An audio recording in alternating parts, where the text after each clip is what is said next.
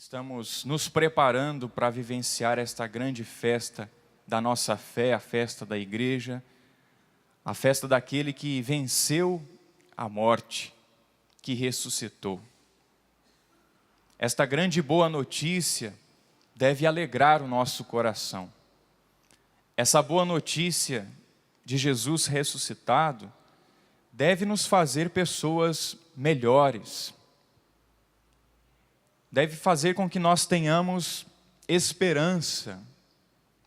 Não é para nós estacionarmos, mas para nós avançarmos. A boa notícia de saber que Cristo está vivo, que Ele está no meio de nós, não deve fazer com que nós estacionemos, paralisemos. Mas repito, vamos avançar. Vamos crescer, vamos amadurecer, enquanto cristãos, enquanto filhos de Deus, católicos. E graças a Deus, a nossa igreja é rica demais. A riqueza da liturgia, a riqueza da doutrina, as pregações, quantas nós já escutamos. E precisamos escutar um pouco mais, nos convertermos um pouco mais. E a boa notícia que nós temos hoje é essa: Jesus Cristo, o eleito, o ungido do Pai, que veio para a terra para cumprir a sua missão. E cumpriu bem a sua missão. Cumpriu ou não cumpriu? Ele cumpriu bem a missão dele. Evangelizou, anunciou a boa nova, anunciou a salvação. Chegou ao coração de tantos. Chegou ao meu e ao seu coração também. Chegou ou não chegou? Chegou. E ainda bem que chegou, né? Se nós olharmos para a nossa história e verificarmos, puxa vida, como eu era triste quando eu andava assim. Como eu melhorei, pelo menos um pouquinho, quando passei a andar com o nosso Senhor. É ou não é verdade? Nós melhoramos, com certeza. É claro que nessa nossa caminhada, enquanto cristãos, enquanto filhos de Deus, nós temos sim as nossas dificuldades. Nós temos sim e somos limitados, somos frágeis. Seja na nossa capacidade intelectual, seja no nosso físico, por causa das doenças, da gripe, tá? A chuvinha aí já caiu aí em Cachoeira, tem gente que já põe o agasalho rapidinho, né? Porque senão... Nós somos frágeis, nós somos de fato limitados, mas que bom saber que esse Deus está conosco, que esse Deus caminhou conosco, que esse Deus também sofreu na sua carne,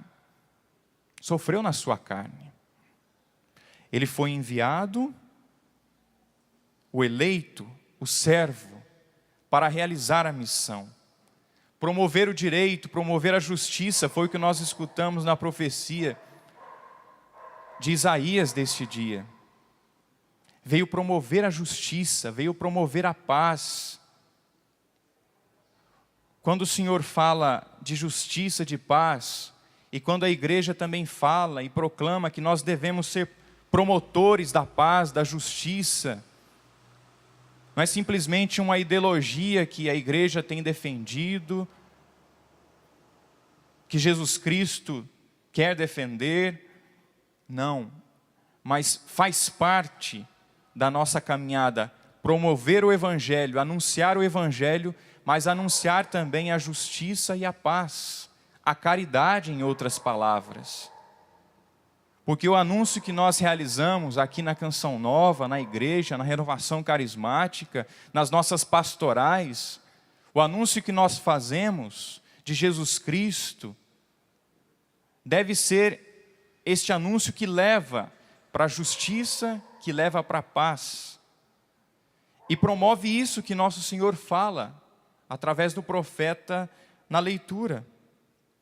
Promover o direito, a justiça, ser luz das nações, luz aos cegos, tirar do cárcere os prisioneiros, livrar os encarcerados. A vida espiritual, a vida de intimidade com Deus, deve me levar a essa intimidade e essa ajuda, a esse abraçar a causa do próximo, promover a justiça, promover o direito, ajudar as pessoas a enxergarem ou a voltarem a enxergar. E é claro, não só fisicamente, mas que o Senhor nos use também a fazer pessoas que enxerguem fisicamente, mas principalmente que possam enxergar, né, com a inteligência, que possam enxergar com o coração. E nós somos chamados neste tempo, e meditando esta Semana Santa, a sermos esses promotores da paz.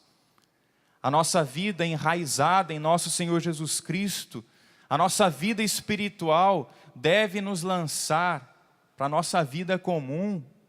E aí, enquanto missionários, batizados, consagrados a uma comunidade, ou batizados mesmo na nossa igreja católica, da renovação carismática, da pastoral, essa ou aquela, nós somos chamados a avançar. Avancem para as águas mais profundas.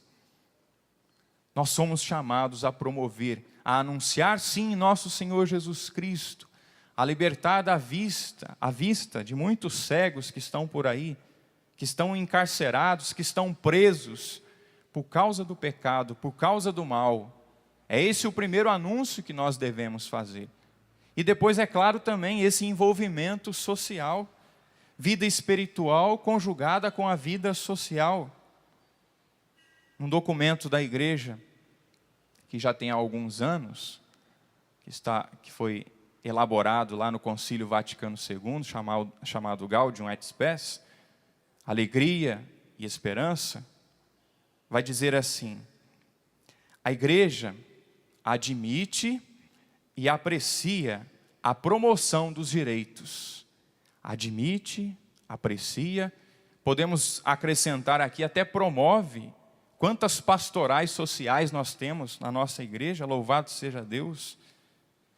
Mas acima de tudo, nos nossos tempos, nós temos que ter cuidado, porque se fala tanto de direitos humanos, mas acaba querendo de alguma maneira privilegiar uma classe, um grupo, uma ideologia. Olha só o que a igreja diz. A igreja admite e aprecia a promoção dos direitos, mas deve ser animado pelo espírito do Evangelho. Olha a tentação de direitos pessoais, desligado da lei divina, significa dignidade humana que perece. Quando apenas eu quero defender a minha fatia, digamos assim, a minha parte, eu acabo não olhando para o todo e acabo não colaborando com o todo. A igreja aprecia, sim, se alegra, promove, e graças a Deus somos ricos nesse sentido de promoção social. Mas deve-se aliar ao Evangelho e deve ser pautado na palavra de Deus, no Evangelho, a promoção humana, a promoção dos direitos. Se foge do Evangelho, se foge do direito à vida, se foge discriminando um grupo ou outro, opa, espera aí. A igreja promove sim, mas desde que seja baseada, enraizada no Evangelho, na palavra de Deus. E por isso, mais do que nunca, vamos rezar, vamos pedir a Deus que os nossos políticos acordem nesse sentido. E a última exortação apostólica que o nosso querido Papa Francisco escreveu, tem um trecho que ele fala também a respeito dos políticos. E ele fala exatamente isso. Quem dera que também os nossos políticos pedissem a graça do alto para que pudessem exercer bem, e aí vou até usar essa palavra, o ministério que lhes foi confiado. Vamos rogar ao Pai do céu que ilumine os nossos políticos, aqueles que nós conhecemos, aqueles que não conhecemos, aqueles que votamos. Você lembra em quem votou? Não precisa responder. Mas nós precisamos sim aliar a fé, a vida espiritual, a vida social, desde que não fuja do Evangelho, da palavra de Deus. E os políticos são chamados a serem aquilo que eles devem ser.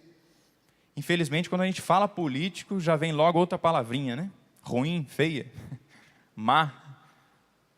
Fica até associado, né? Infelizmente, corrupção. É ou não é? Estou mentindo? Infelizmente. Vamos tentar mudar isso.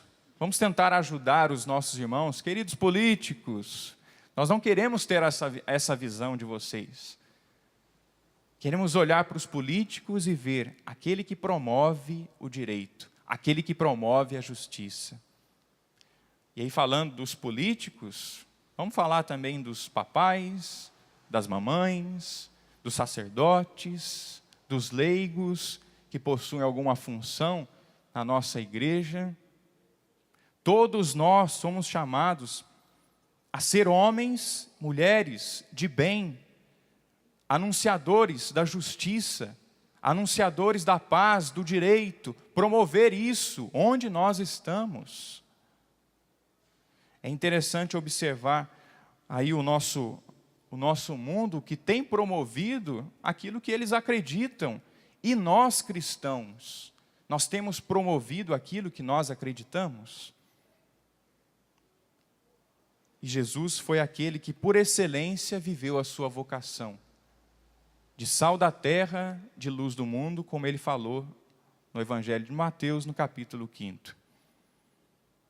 Hoje o Evangelho fala de Jesus que vai à casa de Lázaro, Maria e Marta, os amigos de Jesus. Semana, sem ser esse domingo, né? Semana retrasada então, semana passada, melhor dizendo, no domingo, Jesus havia já estado na casa de Lázaro, Marta, Maria, e Lázaro havia morrido, né? Se lembram? Já tem uma semana. Não podemos esquecer, né, da palavra de Deus.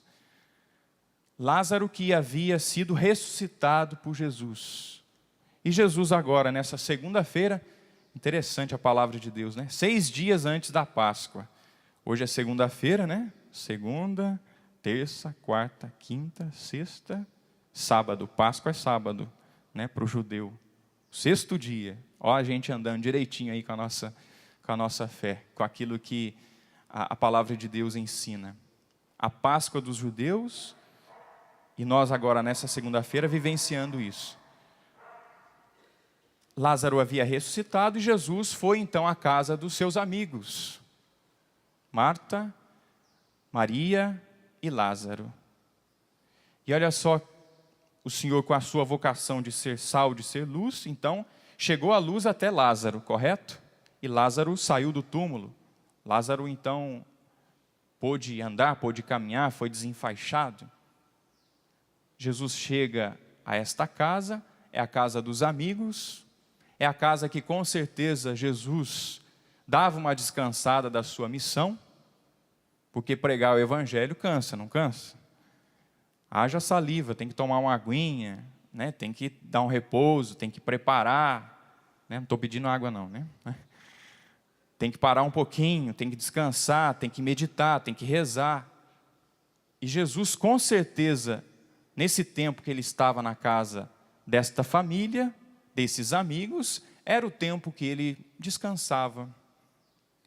Que ele estava ali, né? Eu imagino né? Jesus estava ali também para bater um papinho, para ver como é que estava o cachorro, as galinhas, né? Da família ali, para brincar um pouquinho com eles. Jesus estava ali com aquela família, e o que aconteceu? Maria pegou meio litro de nardo puro e começou a derramar ali em Jesus. Jesus estava simplesmente sendo perfumado. Já sentiram o cheiro do nardo? Já ou não? É um cheirão bom. De fato, né, como disse a palavra de Deus, né, toda a casa ficou cheirando aquilo ali, né, ficou cheirando nardo puro. E diz a palavra, era um perfume muito caro. Judas olhou assim, meio desconfiado, meio assim, puxa vida, podia ter vendido esse nardo aí, esse desperdício, para que esse desperdício? Mas não foi desperdício. Jesus já estava conseguindo ver e ler, e viu isso, que Maria estava prestando esta homenagem a nosso Senhor Jesus Cristo, antecipada, porque Ele estava para morrer, para dar a sua vida.